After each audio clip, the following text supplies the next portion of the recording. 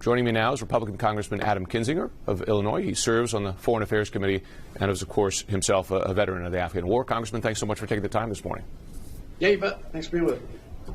I wonder, given the back and forth on the number or estimates of the number of Americans still in Afghanistan, are you confident that the Biden administration knows how many Americans are still there? I don't know. I don't know if they know the number, if they're, kind of intentionally skewering it. I'll tell you this. It's been very strange that we keep hearing, and this is bipartisan. This is not some, attack on the administration. Bipartisan level, we're hearing that constantly, on the one hand, you hear something from DOD, something different from Department of State. Yeah. And some of these groups, that are these veterans groups that are working these issues, will come to us and say, look, state just pulled permission for a flight to take off in one case because somebody was on TV critical of state. So, that's why we're frustrated here, is not just wanting to throw gratuitous attacks, but we don't have answers. And frankly, the Department of State should be responsive, particularly to members of Congress, on these answers. Who do you blame for that? Is it the State Department? Is it the White House? Well, the buck stops at the top, of course, with President Biden. But looking more deeply into it, Secretary Blinken didn't give us appropriate answers. I've sent official letters to ask how many people were even pulled out of Afghanistan. The details: how many did we do versus our allied partners, et cetera. We have no answers on that. And, on the one hand, I can be sympathetic to there's a lot going on. But on the other hand, it's October almost, and we still don't have answers. There are Americans that are at risk.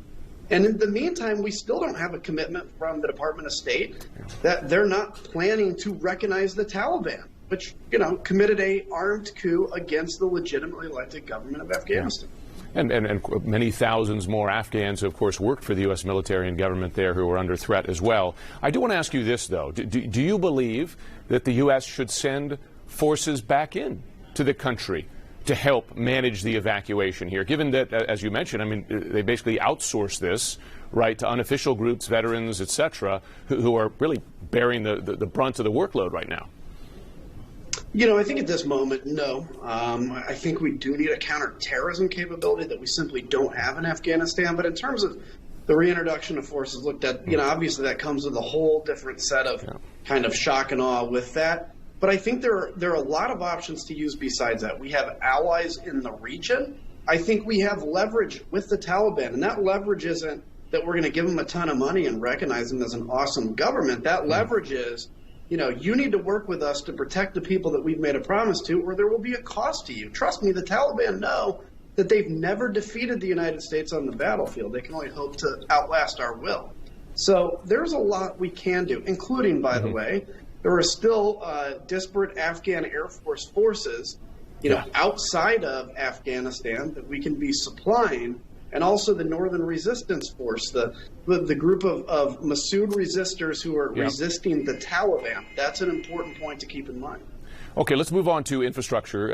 Axios is reporting this morning that House Republican Whip Steve Scalise told Republicans the GOP is officially whipping against it, encouraging their members to vote against it.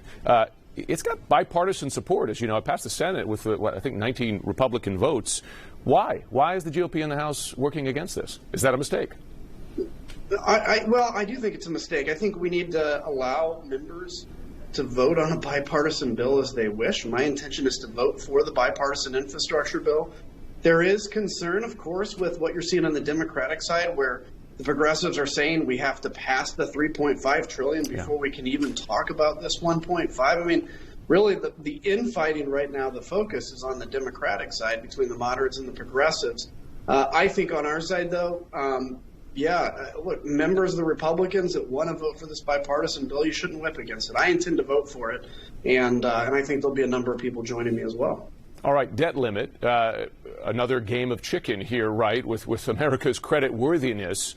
Will you vote to raise the debt limit? Yeah, look, right now we're in this kind of game, this weird game. So certainly I'm against the United States defaulting on the debt. When it comes back to us, I would intend to vote for it. And what happened 2 days ago I had every intention, as well as a number of Republicans, to vote for this, what's called clean continuing resolution and debt limit. What happened, though, is the progressives were upset because there was $1 billion to replenish the Iron Dome, a defensive weapon to Israel that we use too. And Nancy Pelosi acquiesced to that, pulled the Iron Dome funding from that, and made it basically a partisan moment. So it's going to end up coming back to us. I do not believe America can even play around with the debt limit. But my goodness, my Democratic friends, quit, having to constantly go to gee, we can't support Israel in this, and actually work to get some Republican votes. There's a number of us that would work with you.